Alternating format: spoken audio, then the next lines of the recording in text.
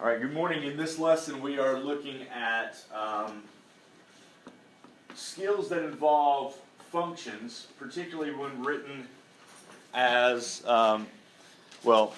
skills that involve functions. We're going to be looking at analyzing graphs and equations and being able to find different important values on a graph or an equation.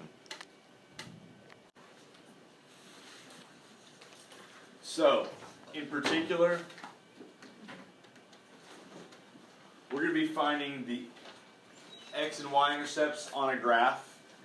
We're going to be finding the minimums and maximums on a graph. We're going to deal with what's known as the end behavior. We're also going to find the exact same things, x and y intercepts, mins and maxes, end behavior, all using. So this is these three right here, these three things, it's by hand.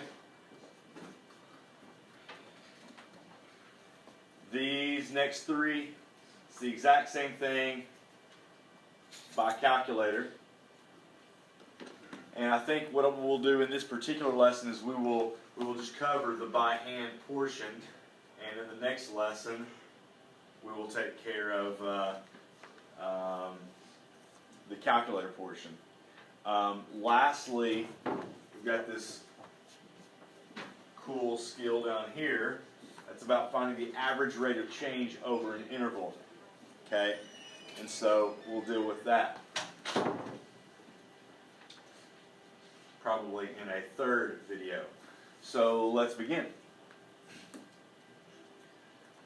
Real quick, in order to find the x and identify the x and y intercepts by looking at a graph, you just need to know that the x-intercept is the point where the graph crosses the x-axis. It's written as the number x, comma 0. Now this is an actual number, not the variable x, but this is a specific number, like the number 2.3, comma 0 could be the x-intercept. That's if the graph crosses over at 2 and a little bit, 2.3. That would be the x-intercept in that case. Okay, so the y-intercept is the point where the graph crosses the y-axis. And you can see an example here. All right, so the y-intercept is where the graph crosses the y-axis. The x-intercept is where the graph crosses the x-axis, and it is written in point notation. You know, x comma y. All right. Rolling on. I need you to be able to look at a graph and identify the relative maximum and minimums of a function. Notice in this particular graph, how many relative maximums do we see? 2. There's 2. So we're not talking about an absolute maximum, something that is the tallest of hills. If that was the case, then sure, this would be our absolute maximum for the graph. Well, somewhat. Actually, this graph goes up forever and ever and ever over here on the right side. So technically, even this hill is not an absolute maximum. All right. But the point being is that right now we're focused on relative maximums and minimums. And so here are 2 relative maximums. Of course, I think you can identify the minimums right here and here. The way I like to refer to the maximums and the minimums would be the top of the hill or the bottom of the valley.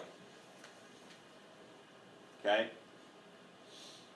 And it's written in point notation, x comma y, once again. Next bit is I'm identifying the end behavior on a graph. Now this is probably a new skill for many Algebra 2 students, end behavior. So this is how this works. Let's take graph A. This graph, it looks like your typical parabola. It goes up on both sides. It's the U shape, and it goes up on both sides. Now, down here, the notation, the way that we're going to write this is as x goes to infinity. That little arrow, you're going to say goes to, as x goes to infinity. Now, In other words, this is saying as x goes right.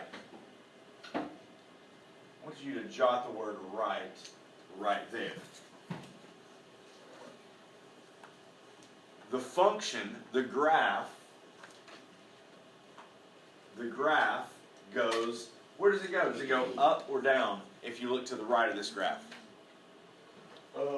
Yeah, if we go, as x goes right, the graph is going up.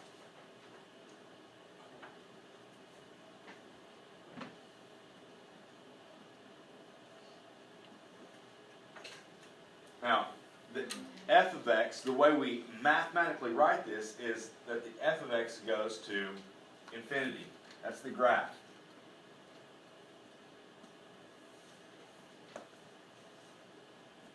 As x goes to the right, the graph goes up. I think you should jot that word down if you've got these notes here in front of you. As x goes to the right, f of x goes up.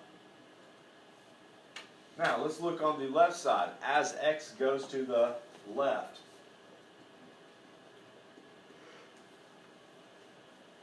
where does the graph go in this particular case? It goes up. And what's up? Positive infinity.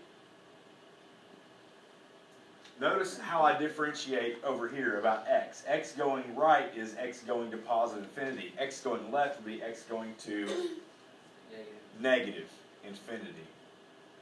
Okay? Let's look at graph B. I'm going to start you off.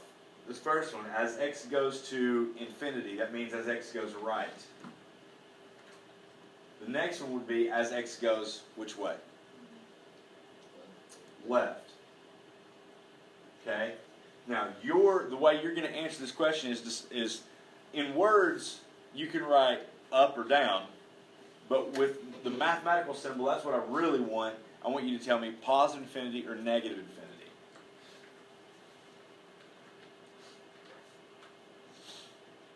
So, as x goes to the right in this graph, what does the graph do? Does it go up or down?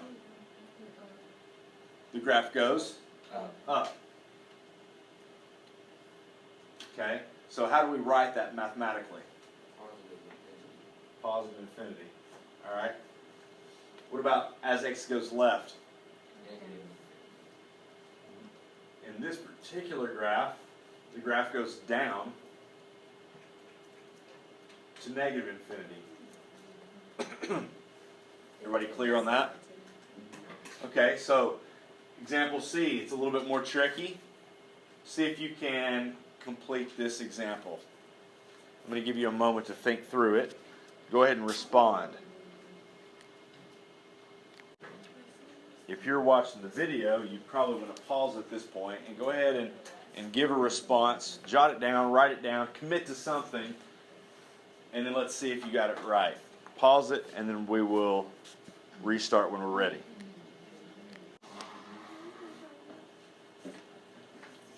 Okay, so we're going to go ahead and answer the question now. And first of all, as x goes, what direction? Up, down, left, right? Right. This is right, of course.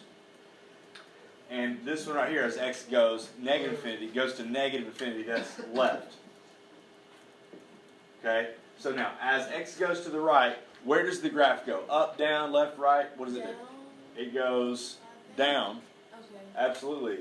So as x is going in the right direction, if it goes that way forever, the graph imagines like a roller coaster, and it kind of follows along, comes up, and then it drops. And it drops forever. Okay?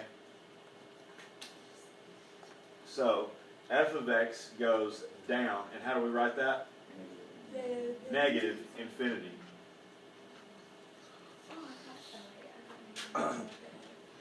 Now here's the real tricky one. As x goes to the left, what does the graph do in this case?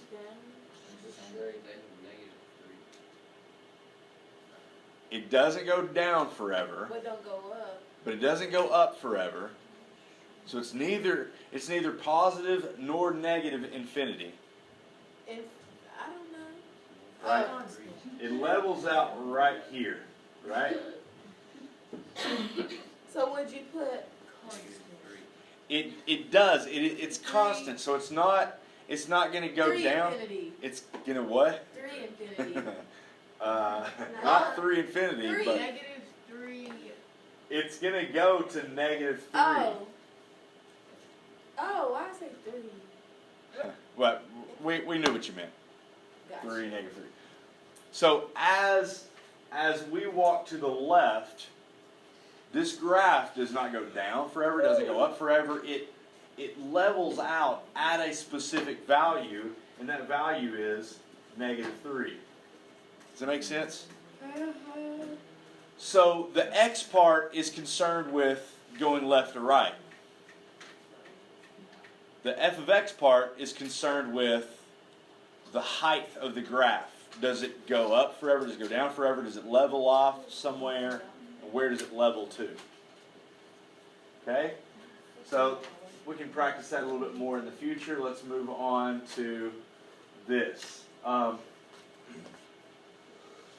this is a skill that you should have studied in great detail when you were in Algebra 1, perhaps even before that, pre-algebra and so forth. Okay?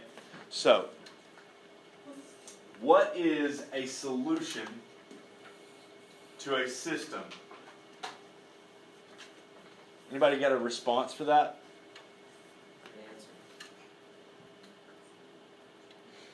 What? Oh, the answer. Okay, well, sure. It would be the answer to many questions. Anybody else want to? So, yeah. What does it look like in terms of the actual graph? If I showed you a graph of a system of equations, I would try to find the equation of the graph, I guess. so for instance, this right here, this example here, we're going to solve by graphing. So let's start off by graphing it, okay? Let's graph this first one. This first one, this is y equals mx plus b, slope-intercept form. So the important number to begin with would be 1/2, and the b would be -3. So that's the slope and the y-intercept. I think I know.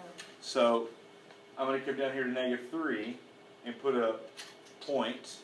That's the y-intercept. And then the slope is rise of 1, a run of 2. So I'm going to go up 1, right 2. Yeah, Up 1, right 2. Up yeah, 1, right ruler. 2. Question? A ruler. I'm sorry. No, you're good. There you go. I noticed that one. Okay, and then you can also go down 1, left 2, down 1, left 2, down 1, left 2. Yay. Okay? So you can go ahead and draw that line.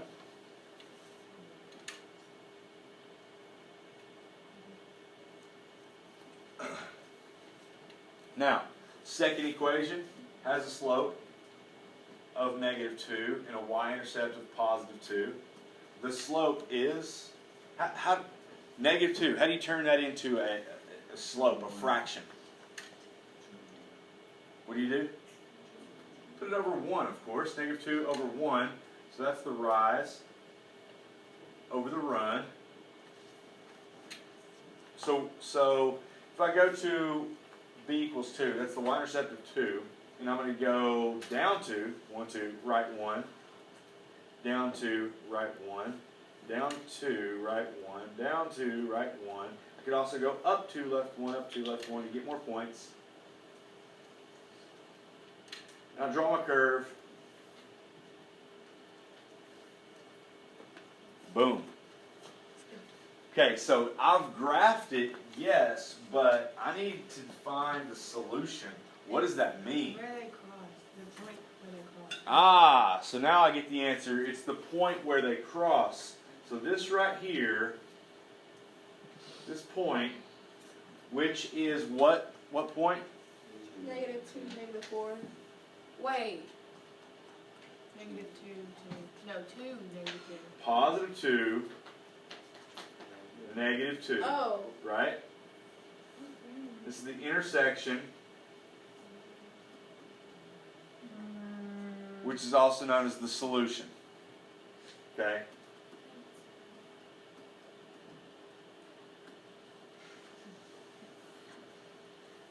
So, what is a solution to a system?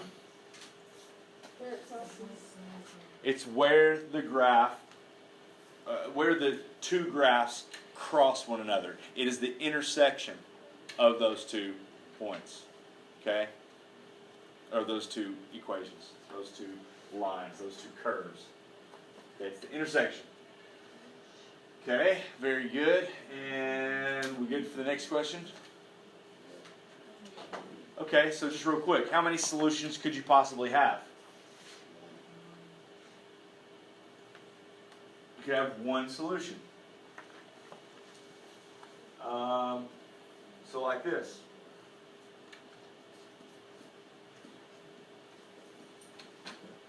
Can you dream up any possible way where you could have only, or you could have 2 solutions?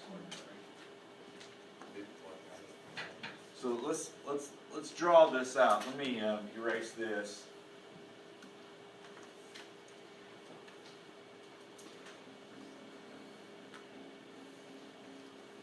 Let's also look at this possibility. I've got how could I work with a parabola, a quadratic, and yet only get one solution? What would my other line or curve, whatever, what is it supposed to look like? So what? Would it go this way? Like this? Yeah. It would have to, no, it would have to be like in the middle of it. So Only one leg would be. It'd be like a V top thing, right? It would have to be. Up just there. Well, if we're focused on just one solution, that might work, right? Or maybe this.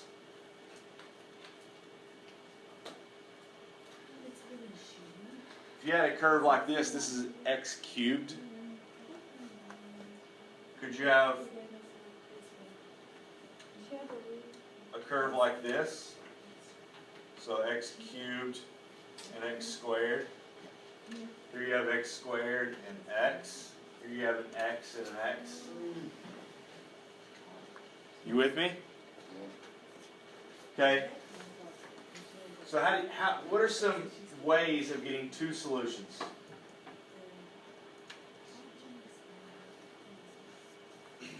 What's a picture possibly going to look like for this? 2 parabolas. 2 parabolas that could look like this. Now, that's not what you were imagining, were you? You were thinking something like this. Right? But they could both open up or both open down. That's a possibility. Okay? The intersection points. No, so are there ways that we can dream up 3 solutions? Well, certainly. I mean, like Just draw a straight line through it and a sine. well, a straight line through a sine or cosine would often have an infinite number of solutions because a sine curve goes forever unless you restrict the domain. Okay, so 3 solutions could be like a cubic graph with a line going through it.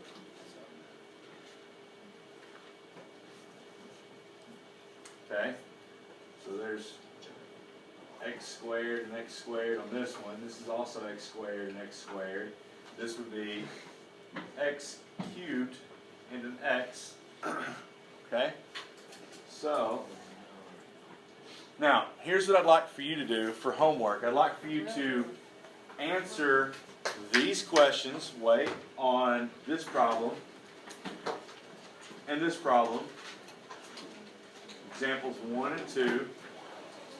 And then you can stop right here. We will start the next lesson on this particular screen. Alright?